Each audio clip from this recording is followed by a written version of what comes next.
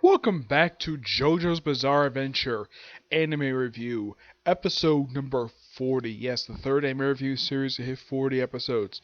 First it was One Piece, and then it was just Fairy Tail just a few days ago, and now it's JoJo's Bizarre Adventures. I think like the next one to hit this, actually no, scratch that. I think the first one was, I think it was Boruto first, then One Piece, then Fairy Tail. This is actually the fourth one. Yeah, I forgot about Boruto. I'm trying to think though. I think the next one I think it might get close as high is maybe sometime in the future, probably Attack on Titan. Aside from that, I don't think any other series. I think maybe Black Clover is going to hit that. And Black Clover is going to hit it pretty soon. Yeah, Black Clover will be the next one officially to hit the number. Okay, this one I'm just covering just the 33rd episode of JoJo's Adventure Go to Win, which also be the 146th episode of the anime. My name is Davido.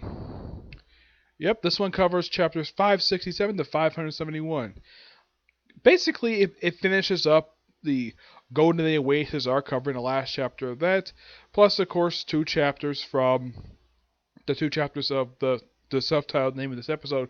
My name is Davido, and the other two chapters are just basically standalone chapters. And yeah, then of course next week basically it's begins something really interesting. The episode picks up right where the episode left off, where Barachi has just defeated Sarenko, and Davido, yeah, he comes across him, helps across the street. Of course, he also, when he gets part across the street, he spots Mista, and he gets spooked, so he transforms into Trish. Somehow he has his ability, and of course, it's the stupid thing where he talks to people on fake phones. Yeah.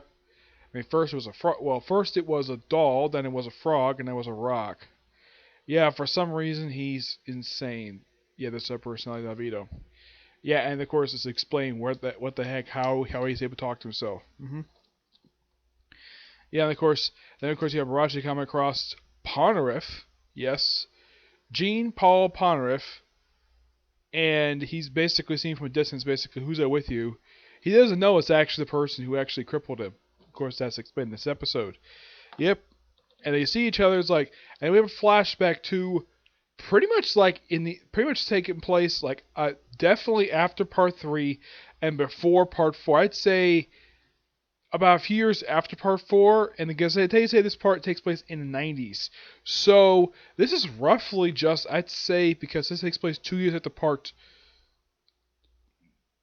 4, I'd say this is probably around like, because they mentioned that it's been 12 years since, well, he's been like this anyways. That's what he mentioned last week. Of course, they say, oh yeah, it's the 90s.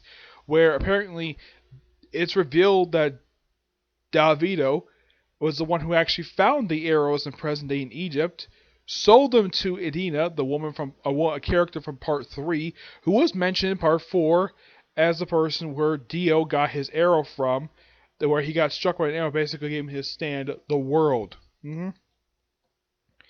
Yep, so basically, Davido was the reason why we have stands. Yeah, he's the reason for all this. He's the reason why that characters from part 3 forward have got stands.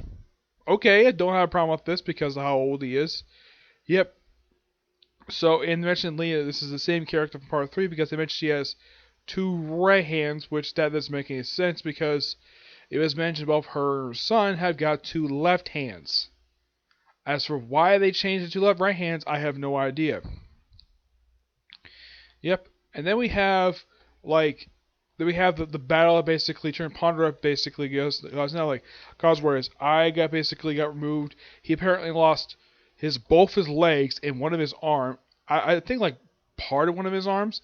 Yeah, he apparently got sliced to pieces, and he was about to tell Davido that his power because apparently he can stop time, and basically his time ability is very similar to that of Dio Brando's.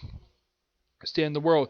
It seems that he was going to say that, and then like we see them counting each other in present day. Of course, we have Jorno, Mista, and Trish. Trish, who's outside the turtle, Mr. Choco, aka his stand is Mr. President, and excuse me, she has the ability somehow to detect her father, and of course they detect time skips. And then we have Diavolo versus Pontiff, and it's partially a one-sided battle. Well, Pontiff actually strikes the first blow against Diavolo, actually slicing his arm. Not his arm off, basically slicing it like a big, like slicing his arm. And of course, then he stabs Pontiff right through the belly. The Pontiff just before that actually stabbed his own stand with the arrow. And then something really weird happens at the end. This is something this is what I'm looking forward to, because basically seeing the image of this thing, it's like, oh my gosh, how threatening this thing is. Okay, we have this strange figure pop up after Diavolo apparently has killed Pontiff, though it killed his body. His spirit basically goes someplace else. Yeah, then we hear some walking. We see some kind of like someone would look like a sharply dressed like pants. And what is this thing? It's the Requiem Chariot. Yes, Silver Chariot has basically evolved into this thing. It looks really scary. Yeah, and I at least gotta praise the anime for adding steam to the character. Yeah, and this looks really good. High praise to David's studio, the studio David, the one who actually made the series.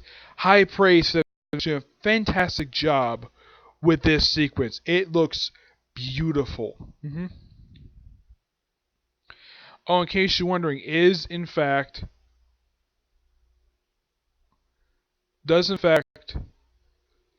the only stand that does this? No, there's another stand that does this later on. I will not spoil what that is.